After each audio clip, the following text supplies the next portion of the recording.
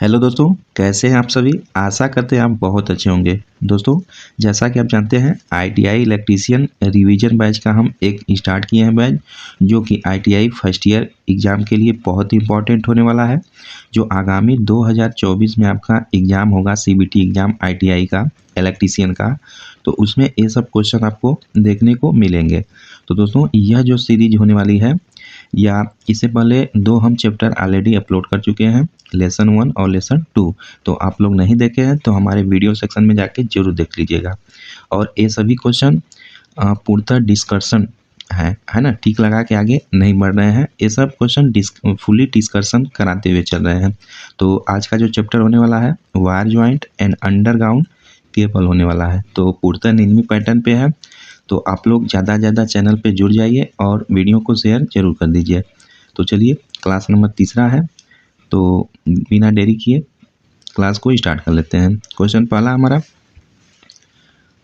32 यानी 32 ampere rated cable की धारा वहन क्षमता क्या होगी।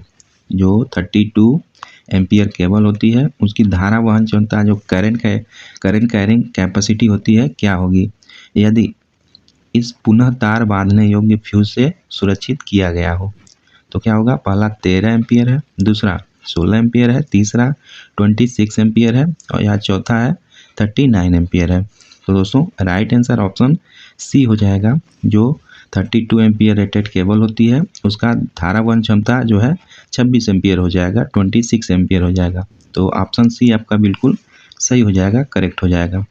प्रश्न अगला हमारा, What is the possible range to measure the size of the wire is a standard wire gauge SWG। दोस्तों, इसका फुल फॉर्म भी आपको एग्जाम में पूछ लेता है। SWG का फुल फॉर्म क्या होता है, तो SWG का full form standard wire gauge होता है। ठीक है, तो स्टैंडर्ड वायर गेज होता क्या है, इसका रेंज क्या होता है।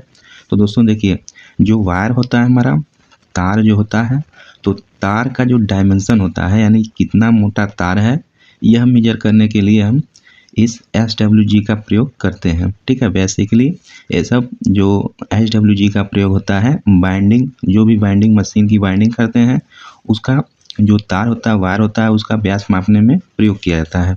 तो इसका रेंज पूछा है कि कितना तक हमारा ये SWG होता है। तो दोस्तों, मेनली जो SWG होता है आपका, वह 0 से लेके 36 तक होता है। ठीक है, 0 से लेके 36 तक। जैसा कि आप फिगर में देख सकते हैं, चक्र जैसा आकार होता है, इसमें अलग अलग स्लॉट कटे होते हैं जिसमें हम तार का इंसुलेशन हटा के और तार का जो मोटाई होता है उसे मेजर कर लेते हैं।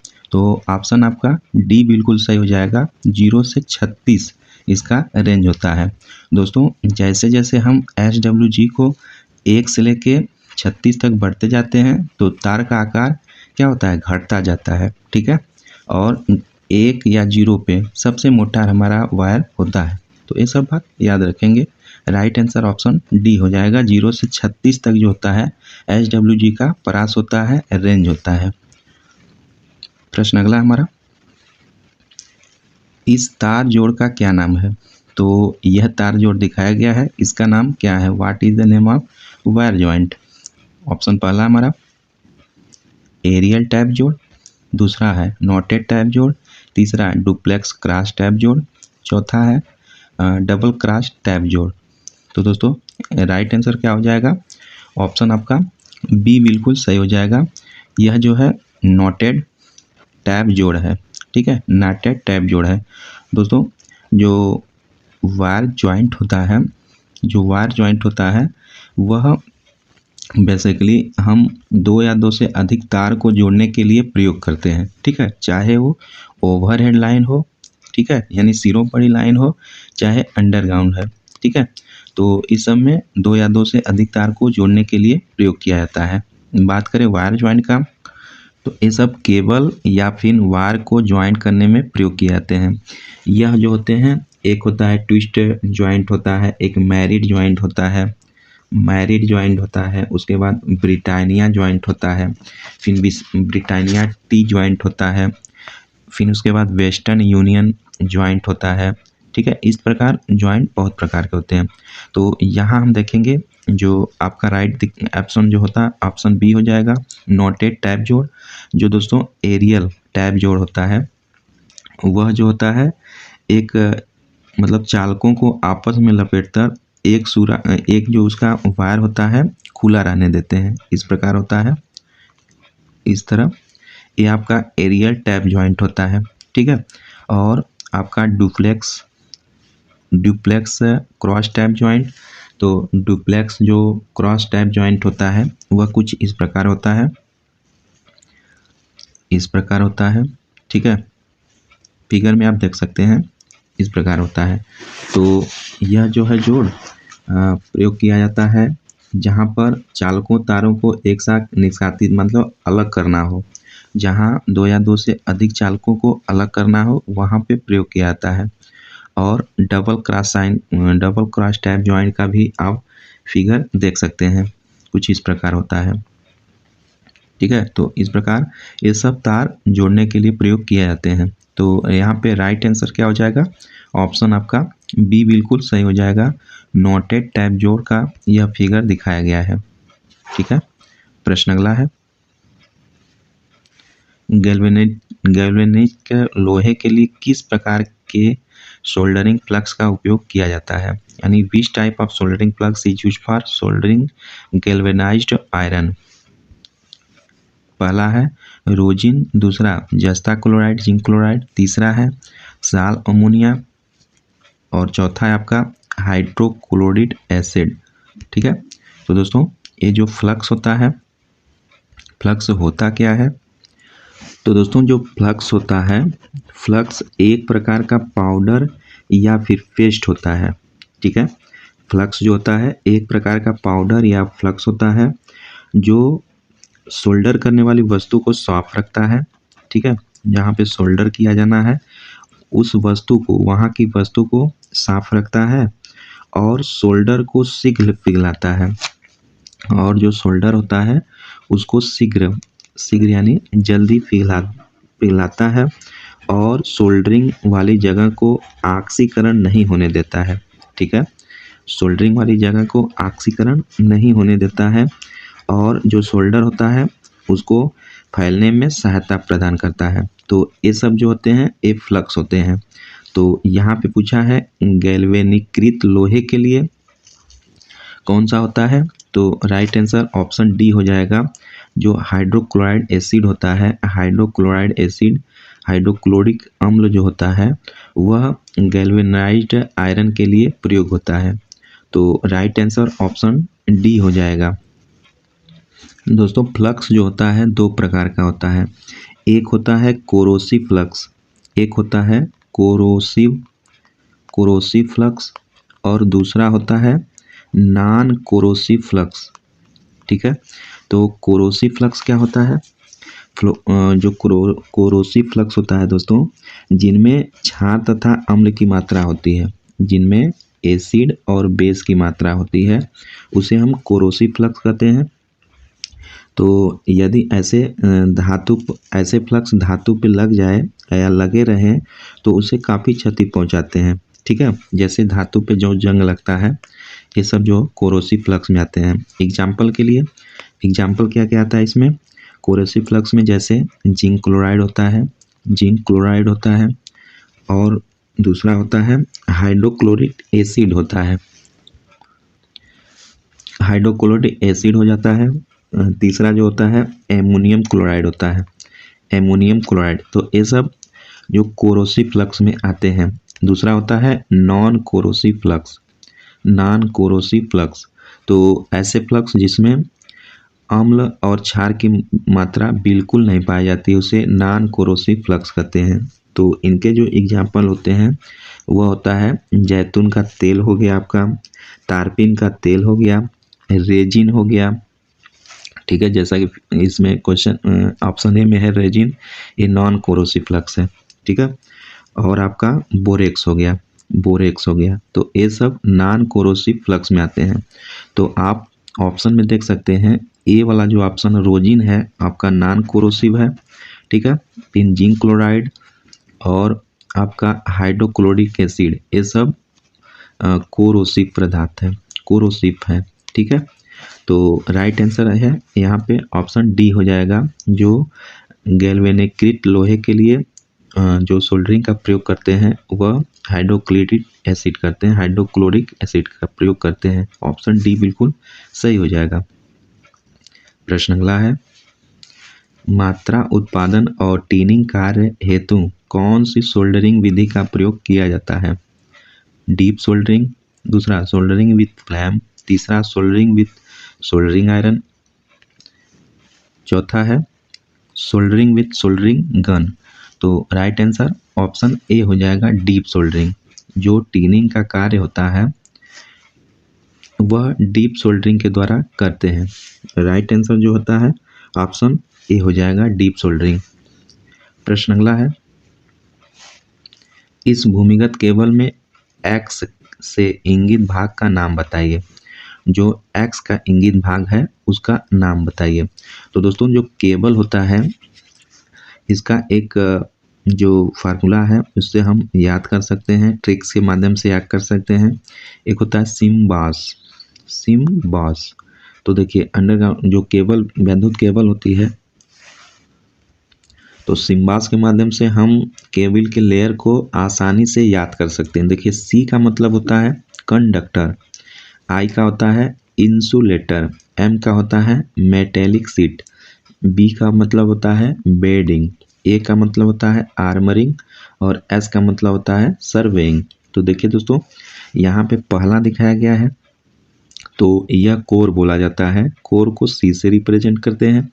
उसके बाद इसके कोर के ऊपर जो होता है इंसुलेशन लगा होता है, तो आई से डिनोट कर रहे हैं। ठीक है, उसके जो इंसुलेशन के ऊपर जो होता है वह मेटेलिक सीट होता है, जिसे हम एम से डिनोट करते हैं। इंसुलेशन को प्रोटेक्शन सीटेड मतलब नमी वगैरह से बचाता है। उसके बाद है जो एक्स वाला भाग जो कि आपको पूछा है वह बी रिप्रेजेंट करता है, बी मतलब बेडिंग को रिप्रेजेंट करता है। तो ऑप्शन तो यहाँ पे ऑप्शन ए हो जाएगा। यह जो एक्स भाग रिप्रेजेंट कर रहा है वह बेडिंग है। ठीक है, उसके बाद ए आता है, बेडिंग के ऊपर ए वाला एरिया ए होता है, ए का मतलब आर्मरिंग हो जाता है।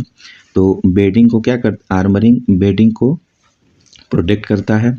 ठीक है, उसके बाद लास्ट वाला जो आप रहता है वह एस होता है, सर्वेइंग होता है। ठीक है, तो इस प्रकार आप पूरे जो भाग जो विद्युत केबल होता है उसका आप याद कर सकते हैं। ठीक है, तो यहाँ पे एक्स वाला भाग पूछा है तो यह बेडिंग हो जाएगा। ठीक है, राइट आंसर ऑप्शन ए हो जाएगा, बेडिंग हो जाएगा। प्रश्न अगला है दोस्तों, what is the full form XLPE। बहुत ही इंपॉर्टेंट क्वेश्चन है, इससे ऊपर वाला भी इंपॉर्टेंट क्वेश्चन था। तो XLPE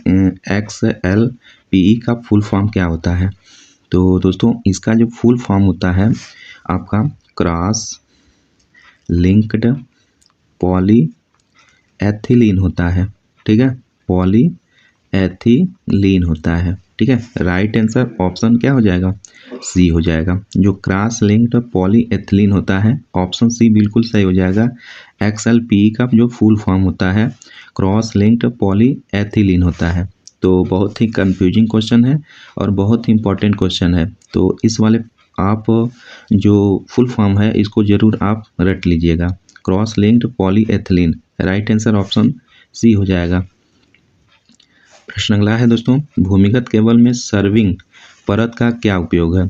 देखिए फिर से पूछ दिया, जो सर्विंग परत होता है, सर्विंग परत का उपयोग क्या है? तो जो जैसा कि आप जानते हैं सिम्बॉस होता है। ठीक है, सिम्बॉस होता है। तो सी का मतलब कोर, आई का मतलब इंसुलेटर, एम का मतलब मेटेलिक सीट और बी का मतलब बेडिंग। तो ए का मतलब आर्मिंग और एस का मतलब सर्विंग। तो ये सर्विंग परत का उपयोग पूछा है। तो पहला दिया है ऑप्शन केबल को नमी से बचाना, दूसरा केबल को यांत्रिक क्षति से बचाना, तीसरा है धात्विक कवच को क्षरण करना यानी protect metallic sheath against corrosion, चौथा है protect armouring from atmospheric condition.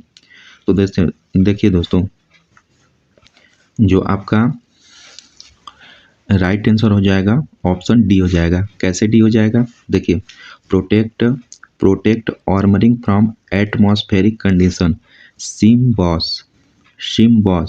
तो protect armouring from atmospheric condition यानी कि आर्मरिंग को वातावरणीय क्षरण से बचाता है। कौन? सर्विंग।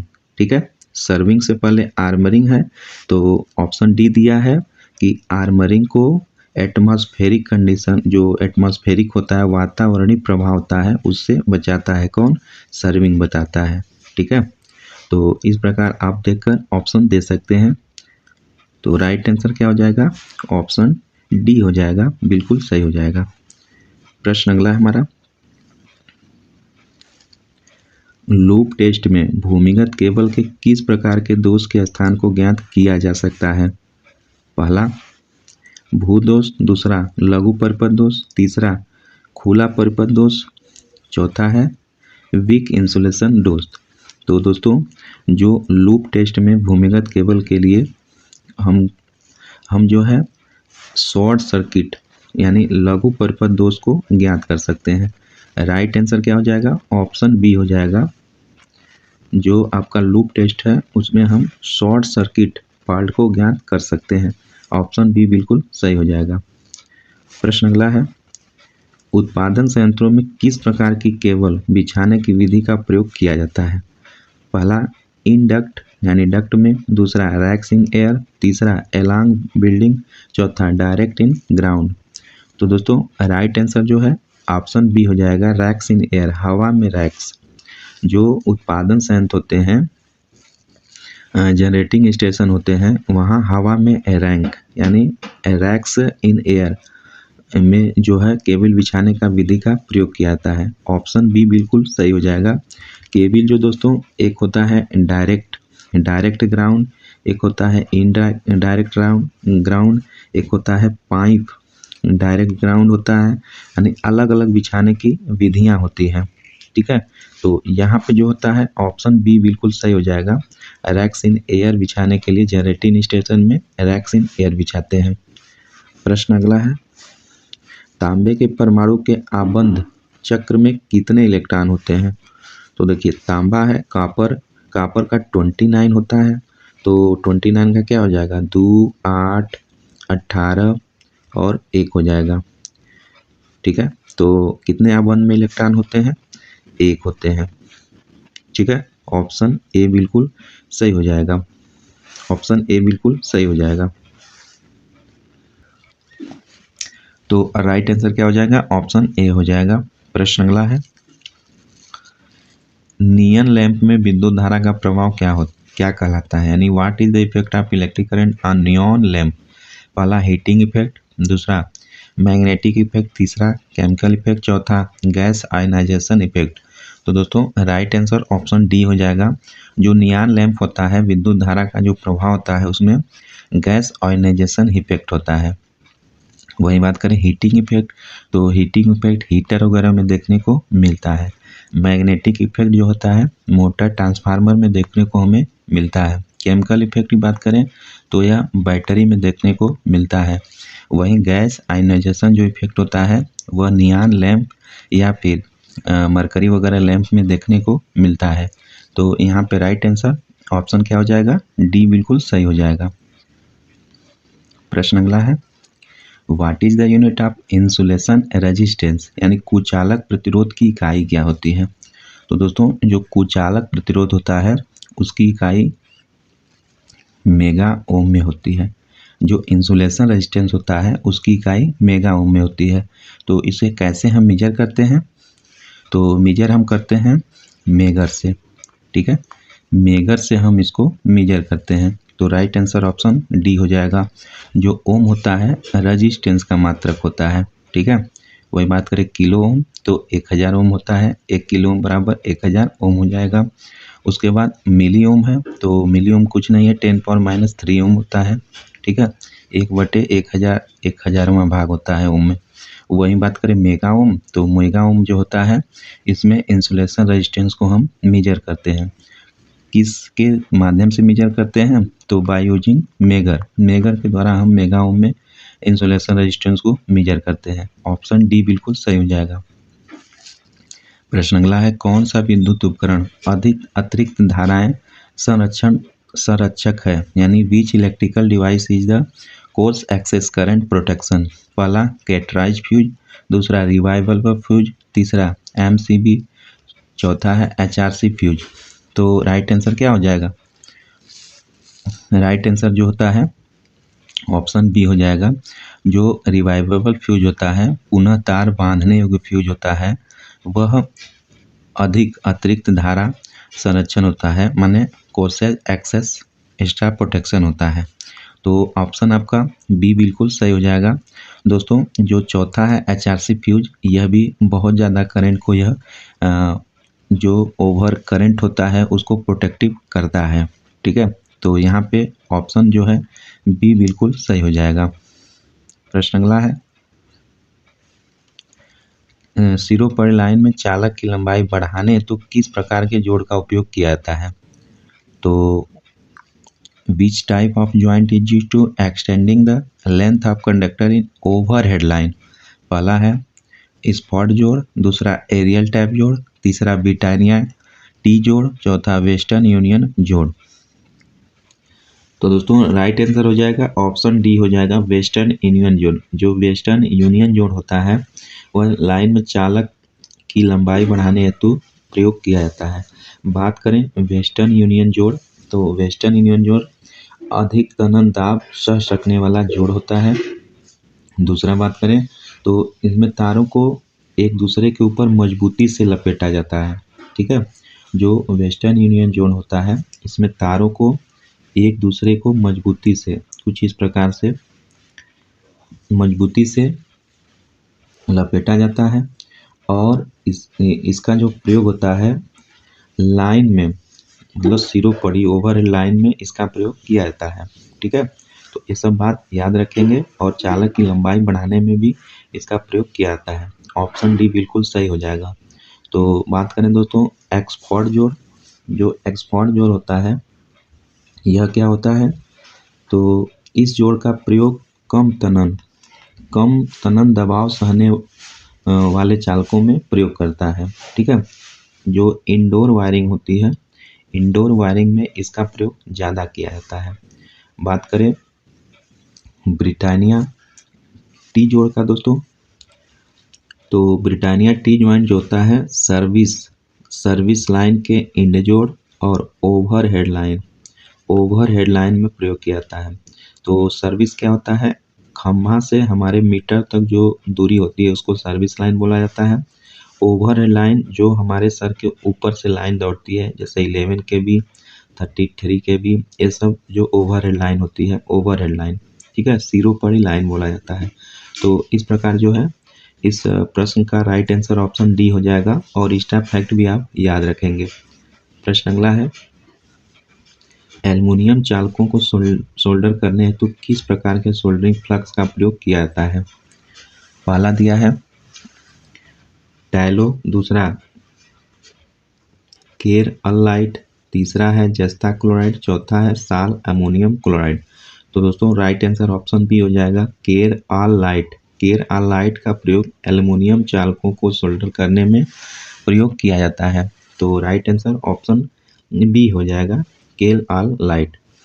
प्रश्न अगला है, पिघले हुए सोल्डर को बार बार पिघलाने से क्या प्रभाव पड़ता है? पहला टीन का भाग कम हो जाता है, दूसरा लेड का भाग कम हो जाता है, तीसरा है हमारा स्लग को बनने से रोक देता है, यानी प्रिवेंट स्लग फॉर्मेशन, चौथा है जोड़ों पर असमान बहाव होता है। तो दोस्तों राइट आंसर क्या हो जाएगा? ऑप्शन ए हो जाएगा। जो टीन का भाग होता है, यानी टीन का मात्रा कम हो जाता है। सोल्डर को बार बार सोल्ड करने पे, यानी पिघलाने पे जो टीन का भाग होता है कम हो जाता है। सोल्डर में हम जानते हैं दोस्तों 60% टीन होता है, और लेड कितना होता है? 40% होता है। तो बार बार पिघलाने पर टीन का भाग जो होता है कम हो जाता है। ऑप्शन ए बिल्कुल सही हो जाएगा। प्रश्न अगला हमारा, केबल के पीवीसी कुचालक का क्या होगा यदि अत्यधिक धारा लंबे समय तक बहती रहे? पहला वोल्टेज ड्रॉप इन इंक्रीज यानी वोल्टेज पाथ बढ़ जाएगा। दूसरा वोल्टेज ड्रॉप डिक्रीज। तीसरा इंसुलेशन रेजिस्टेंस इंक्रीज। चौथा है इंसुलेशन रेजिस्टेंस डिक्रीज। तो दोस्तों इस प्रश्न का जो है राइट आंसर हो जाएगा ऑप्शन डी हो जाएगा। जो आपका इंसुलेशन रेजिस्टेंस होता है वह जो डिक्रीज हो जाएगा, कुचालक का प्रतिरोध कम हो जाएगा। यदि हम पीवीसी केबल है और अत्यधिक धारा लंबे समय तक, तो कुचालक रेजिस्टेंस डिक्रीज हो जाएगा। और जैसे जैसे डिक्रीज हो जाएगा एक समय ऐसा आएगा कि इसका रेजिस्टेंस जो है कुचालक बिल्कुल ख़राब हो जाएगा और तार जुड़ जाएगा, जल जाएगा। ऑप्शन डी बिल्कुल सही हो जाएगा। प्रश्न अगला है, केबल बिछाने की कौन सी विधि संकीर्ण क्षेत्रों हेतु उपयोग की जाती है? Which method of laying of suitable for concrete area यानी कॉन्जेस्टेड एरिया, जो कंजेस्टेड एरिया होती है वहाँ पे कौन सी विधि प्रयोग की जाती है? Racks in air, duct pipes. तीसरा एलॉन्ग बिल्डिंग। चौथा है डायरेक्ट इन ग्राउंड। तो दोस्तों राइट आंसर जो है ऑप्शन क्या हो जाएगा? बी हो जाएगा, यानी डक्ट पाइप। जो पाइप डक्ट पाइप होता है इसके माध्यम से संकीर्ण वाले भाग में, जैसे जहाँ कॉलोनी वगैरह है वहाँ पे प्रयोग किया जाता है डक्ट पाइप का। Right answer option A B हो जाएगा। प्रश्न अगला है, पूछा है इस भूमिगत केबल में एक्स से इंगित भाग का नाम बताएं। तो हम बता चुके हैं, पहला आपका कंडक्टर होता है, दूसरा इंसुलेशन होता है, तीसरा मेटेलिक शीट होता है और चौथा आपका बेडिंग होता है, पांचवा होता है आर्मरिंग, छठवां होता है सर्विंग। तो ये पूछा है एक्स भाग यानी दूसरा पूछा है, तो दूसरा क्या हो जाएगा? इंसुलेशन हो जाएगा।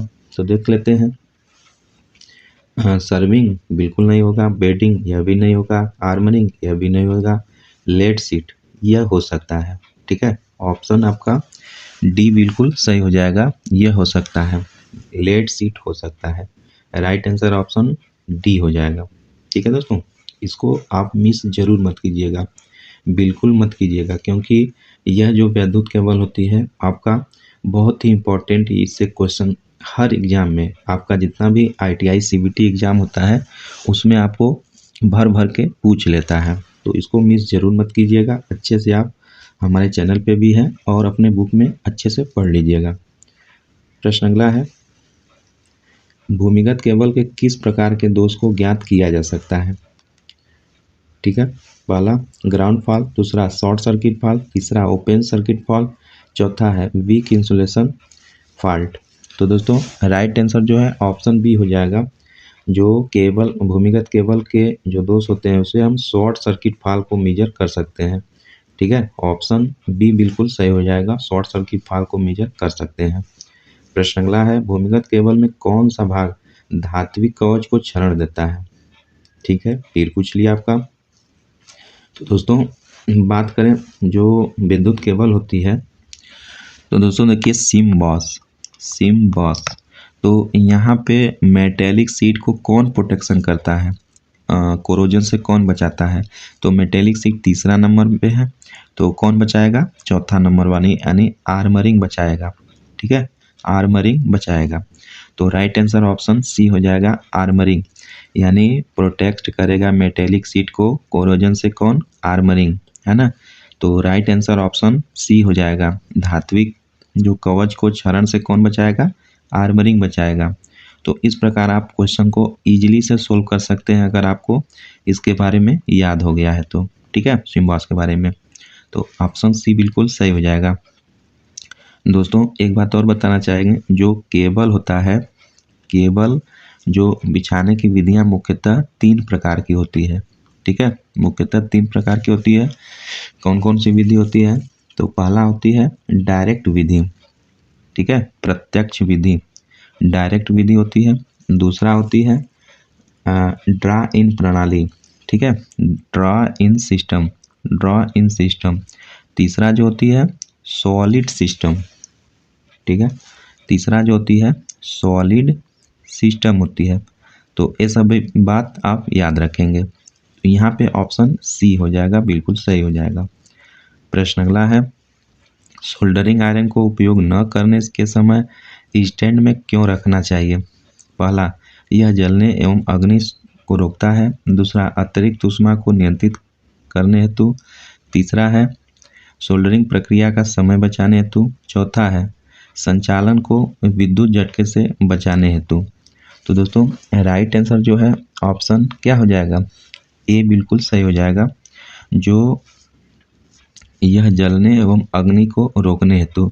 मेनली इसका जो स्टैंड होता है, आप देखते होंगे सोल्डर जब किया जाता है, जब सोल्डर करने के उपरांत यानी बाद में सोल्डर को स्टैंड, जो उसका स्टैंड होता है उसमें रख दिया जाता है। तो मेनली जलने एवं अग्नि को रोकने के लिए यह कदम उठाया जाता है। तो ऑप्शन ए बिल्कुल सही हो जाएगा।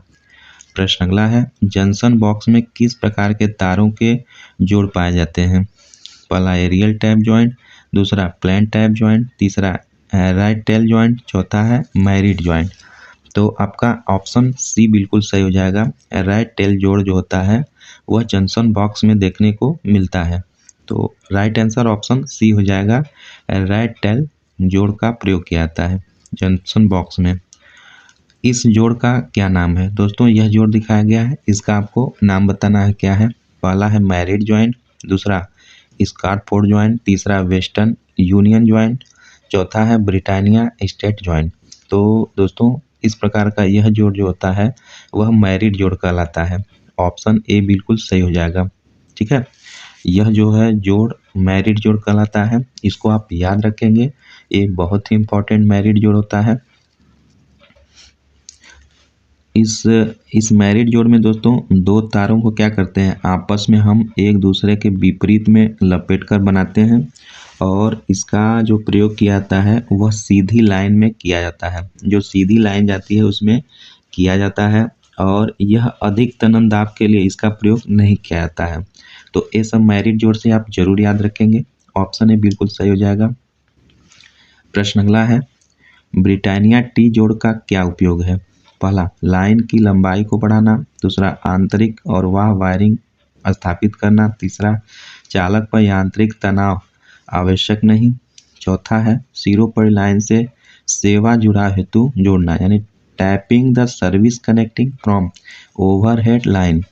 तो राइट आंसर क्या हो जाएगा, ऑप्शन डी हो जाएगा। इससे पहले वाले भी क्वेश्चन में बताए हैं, जो आपका जो ब्रिटानिया टी जॉइंट होता है इसका प्रयोग सिरों पर लाइन से सेवा जुड़ा हेतु जोड़ना होता है, यानी tapping the service connection from overhead line. Right answer option D हो जाएगा।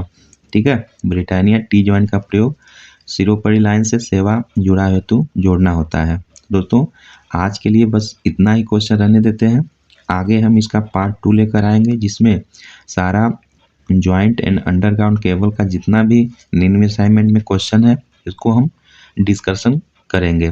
तो चलिए फिर मिलते हैं नेक्स्ट वीडियो में। आप लोग ज़्यादा से ज़्यादा वीडियो को शेयर करें अपने मित्रों में जो भी ITI के स्टूडेंट हैं। तो चलिए फिर मिलते हैं नेक्स्ट वीडियो में, तब तक के लिए मस्त रहिए, पढ़ाई करते रहिए। जय हिंद, जय भारत।